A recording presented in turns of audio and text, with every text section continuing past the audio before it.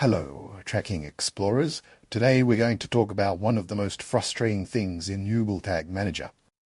You know the feeling, right? You set up a tag perfectly, you go to test a button click, and nothing, it just won't fire. Well, in this explainer, we're going to get to the bottom of one of the sneakiest reasons why this happens, and more importantly, how to fix it for good. Welcome to Tag Manager Secrets.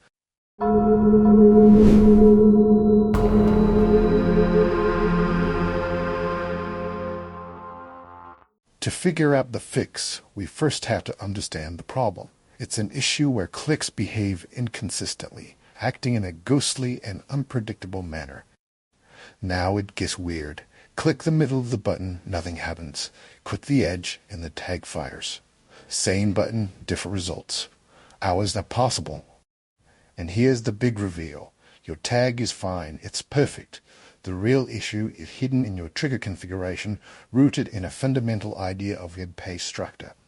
Your button is a container holding other elements, often with text wrapped in a span inside. This span steals the click. The GTM trigger listens for clicks on the button, but clicks on the text hit the span, which intercepts them, leaving the trigger unaware.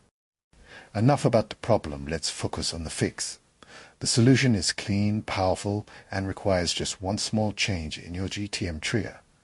The CSS selector is the magic right here. So, before our trigger was probably looking for a click that matches the button's class, let's say it's .productFormSubmit. The fix is to tell it to look for that class or any element living inside of it. We do that by adding a comma, then the class name again, followed by a space and an asterisk. What's with the asterisk? In CSS, it's a wildcard, meaning anything. By adding it, we tell our trigger to fire on clicks on the button or any nested element. To apply this, open your Click All Elements trigger in GTM, update the CSS selector with our wildcard version, and hit Save. That's it. Now it's time to test. We've diagnosed the problem and applied our fix, so let's see it in action. Fire up GTM's preview mode to confirm our solution works. No more inconsistent clicks. The click is detected, and the tag fires correctly every time, whether it's on the text or the edge. Problem solved. So, let's just do a quick recap. The problem was never the tag, it was the trigger. It just couldn't hear the clicks because they were getting intercepted by nested elements like that pesky span.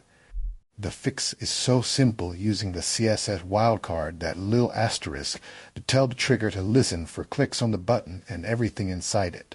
This approach of using nested elements and wildcards to fix a button opens up new possibilities. Consider what other invisible blockers might be lurking in your site's code. Keep this in mind. That's it for today, Tracking Explorers.